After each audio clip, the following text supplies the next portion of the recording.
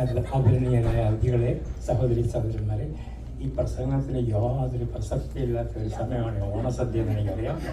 കേരളത്തിന് പുറത്തല്ലാണ്ട് വേറെ ഒരിടത്തും ഇങ്ങനെ ഈ സദ്യയുടെ കൂടെ ഓണത്തിന് പ്രസംഗം വയ്ക്കുന്നില്ല. കാരണം ബൈബിളിൽ വളരെ വ്യക്തമായിട്ട് പറഞ്ഞിട്ടുണ്ട്, വിശക്കുന്നതിൻ്റെ മുൻപിൽ ദൈവം അപ്പമായിട്ട് പ്രത്യക്ഷപ്പെടും.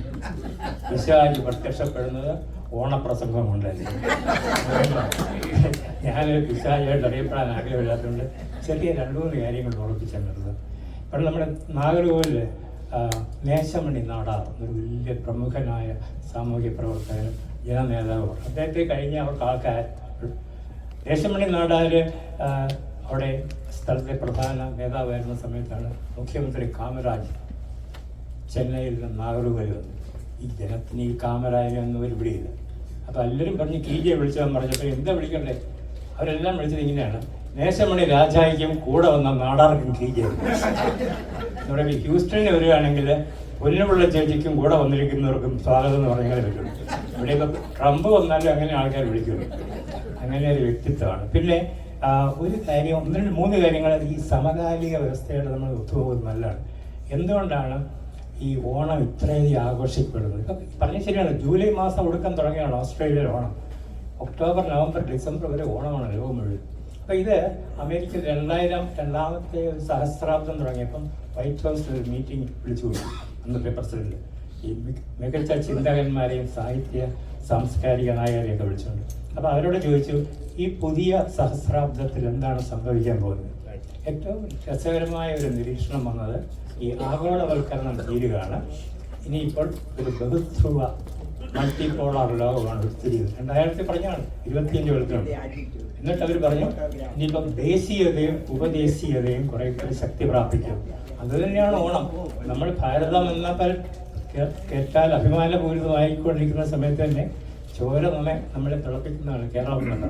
ആ ഉപദേശീയതയാണ് നമ്മളെ ഉൾക്കിടക്കുന്നത്. ഇതിനകത്ത് 2-3 കാര്യങ്ങൾ ഞാൻ പറയും. ഈ വിളക്ക് കൊളുത്തല്ലോ, എന്തുകൊണ്ടാണ് മലയാളികൾക്ക് ഇത്രയധികം വിളക്ക് കൊളുത്താൻ ഒരു വലിയ ആഹ്ലാദം എന്ന് ചോദിച്ചാൽ, ഒരു തരി കവിതയെ അത് ഒഴിഞ്ഞു കിടപ്പുണ്ട്. വിളക്ക് കൈവശവനുള്ളവനെന്നും വിശ്വം ദീപമയം. ഒരു വിളക്ക് കൊളുത്തിക്കൊണ്ട് ഇരുട്ടിലോട്ട് നടന്നു പോകുന്നതിന് ലോകം മുഴുവൻ ദീപമയമാണ്. ഈ എഡ്യൂക്കേഷനാണ് നിങ്ങളെ എല്ലാവരും എത്തിച്ചത്, എല്ലാം ഉൾപ്പെടെ. അപ്പം ആ നോളജ് എന്നുള്ള വിളക്കും കൊളുത്തി ഇങ്ങോട്ട് കടന്നു വന്നതുകൊണ്ടാണ് ഇത്രയും സാമ്പത്തികമായിട്ട് നേടാൻ പറ്റിയത്. യാതൊരു വിധത്തിലുള്ള ക്രൈമിനും ഇടപെടാതെ ഉത്തമ ജനതയായിട്ട് ഈ അമേരിക്കയിൽ പോലും കഴിയാൻ പറ്റുന്നത്. ട്രംപ് പോലും ചങ്ങലക്കിട്ട് ഇവിടെ നയിച്ചതിന് അതൊരൊറ്റ മലയാളിയിൽ നോക്കണം. അപ്പം വിദ്യാഭ്യാസവും വിവരമുള്ള ഒരു സമൂഹമായിട്ട് ഇവിടെ വന്നു കയറി. ആ വിളക്ക് കൈവശം വേണ്ടിയവരെന്നും വിശ്വം ദീപമയം, ആ വിശ്വത്തിൻ്റെ ദീപമയാണ് നമ്മൾ ഇടപെടുന്നത്. 2 കാര്യം പറയാം. ഒന്ന്, എന്തുകൊണ്ടാണ് നമ്മൾ ഈ ഓണത്തിന് ഒരു ക്ലാസിക്കൽ മിത്തായിട്ട് കരുതുന്നത്? ക്ലാസിക്കലിൻ്റെ ഉദാഹരണമായിട്ട് പറഞ്ഞാൽ എക്കാലത്തും പ്രസക്തമാണ്, എല്ലാ ദേശത്തും പ്രസക്തമാണ്. എക്കാലം ഇപ്പോൾ ഏറ്റവും അധികം ചർച്ച ചെയ്യപ്പെടുന്നത് ജനാധിപത്യ ലോകത്ത് എങ്ങോട്ടാണ് പോകുന്നത്? എല്ലായിടത്തും തമ്മിലടിയാണ്. നിലവാരമുള്ള നേതാക്കന്മാരെ ഒരു രാജ്യത്തിനും കിട്ടുന്നില്ല. അപ്പോൾ ഇങ്ങനെ പോയാൽ ഇത് എങ്ങോട്ട് പോകും എന്ന് നോക്കുമ്പോഴാണ് ഇപ്പം നേപ്പാളിലെ ബഹളം നമുക്കറിയാം. നേപ്പാളിലെ ബഹളം കഴിഞ്ഞപ്പോൾ അവർക്ക് ആൾക്കാർ പറയുന്നത് രാജാവിനെ തിരിച്ചു വിടുകയാണ്. ഇത് തന്നെയാണ് ഈ ഓണക്കാലത്ത് മഹാബലി ഓണത്ത് നമ്മൾ ചെയ്യുന്നത്.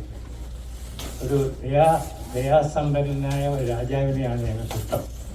മറ്റേത് ഭരണാധികാരിയേക്കും പറയുകയാണ് ഞാൻ ഓർക്കുക. ഇതുകൊണ്ടാണ് നമ്മൾ രാഷ്ട്രീയക്കാർ പറയുന്നത്, കനൽ ഒരു തരി മതി, മലയാളികളുടെ മനസ്സിൽ ഒരു തരി കിടക്കണം. ഇങ്ങനെ നിങ്ങൾ കൈവിട്ടു പോയാൽ ഞങ്ങൾക്കൊരു രാജാവായാലും. ഇതാണ് നേപ്പാളിൽ പറഞ്ഞത്.